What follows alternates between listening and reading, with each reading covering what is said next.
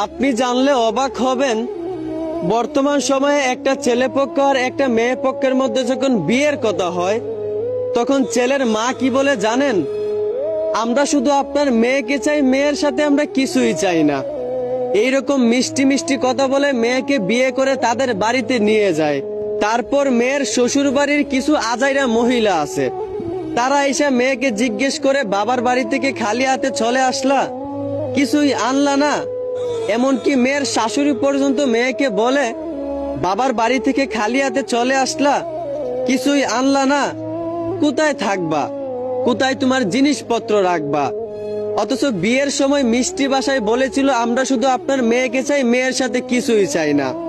আর এখন মেয়েকে নিজের বাড়িতে এনে খুঁটা দিতাছে। কত বড় মুনাফিক একবার চিন্তা করেন। আমি বলি কি, ও হয় পুরুষ? একজন ছেলে হয়ে যে একজন মেয়ের বাড়ি থেকে জিনিসপত্র চান, আপনাদের কি একটু লজ্জা লাগে না? আরে ভাই, একজন বাবা মাথার ঘাম পায়ে ফেলে একটা মেয়েকে 18 থেকে 20 বছর লালন পালন করে, আর সেই কলিজার টুকটা মেয়েকে আপনারা ফ্রিতে পেয়ে যান। তবুও আপনারা মেয়ের সাথে যে জিনিসপত্রের আশা করেন, আপনাদের কি একটু লজ্জা লাগে না? আপনারা কি পুরুষ নাকি কাপুরুষ হয়ে গেছেন?